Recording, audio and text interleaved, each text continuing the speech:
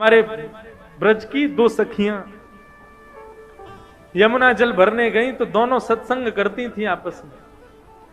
दोनों आपस में कहे, बोले भैया हमने कन्हैया की कथा तो बहुत सुनी लेकिन कन्हैया कभी देखे नहीं है। दूसरी बोली, अरे कन्हैया पता कहां रहे? बोले कहां रहे? वो संतन के पास रहे कन्हैया। अच्छा, बोले कहां पे? वो संतन के संग झोली रहे ना, वह झोली में बैठो रहे अंदर कन्हैया। अच्छा, कब मिलेगो हमें, कब दर्शन देगो झोली ते निकल के? तभी एक संत वहां पर आकर के यमुना किनारे बैठे, उन्होंने अपना झोली कमंडल सब उतार के वहां रख दिया और स्वयं यमुना जी में स्नान करने चले गए। अब तो दोनों सखी बोली, बोले भैया या की कमंडल या की झोली में जरूर कन्हैया बैठे होंगे, चल चल के दर्शन करें। बोले कहीं संत निकल के नहीं आ जाए। बोले अरे जितने में आवेगो इतने तो हम देख के वाकू भाग जाएंगे।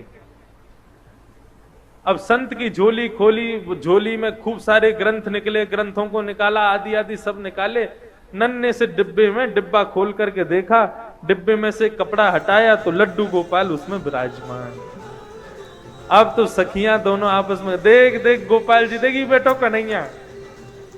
अरे बहन कितना सुंदर है कन्हैया। नन्हे से गोपाल जी हाथ में माखन लेके बैठे, लड्डू गोपाल। बोले सुन सुन, डिब्बा में बैठे, जल्दी बाहर निकाल। अब जैसे ही बाहर निकाले तो दूसरी सखी बोली, देख कन्हैया डिब्बा में बैठे बैठे उनके हाथ पांव कैसे सुकुड़ गए। अब लड्डू गोपाल के तो हाथ पांव ऐसे ही रहते हैं, लेकिन गोपी का भाव कैसा? बोले देख हाथ पांव डिब्बा में बैठने से सुकड़ गए इनके। चल मेरे पास मक्खन रखो, इन्हें मक्खन से मालिश करके इनके हाथ पामन को सीधो कर दूं। अब तो मक्खन से जैसे ही मालिश करनी शुरू करी, करते करते करते करते लड्डू गोपाल भगवान खड़े हो गए, पैर भी सीधे हो गए, हाथ भी सीधे हो गए, कन्हैया खड़े हो गए। जैसे ही खड़े हुए इतने में संत आए, और संत जैसे ही आए तुरंत कन्हैया को रख करके डिब्बे में भागी वहां से।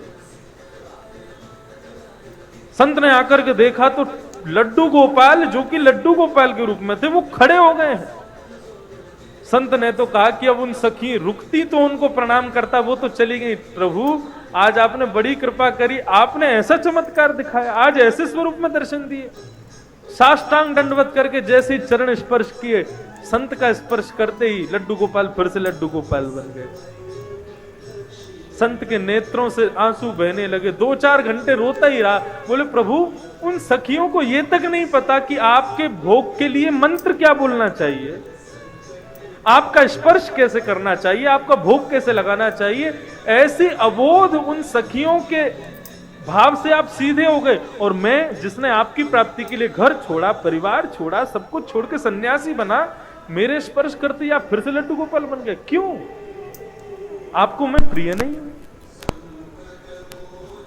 भगवान बोले अब तो बोलना ही पड़ेगा। तुरंत गोपाल जी बोलने लगे, बोले देखो हम आपके पास रहते हैं क्योंकि आप भाव से हमारी सेवा करते हो, लेकिन आप सदैव हमको मूर्ति मानते हो। उन सखियों ने हमको मूर्ति नहीं माना, इसलिए हम खड़े हो गए।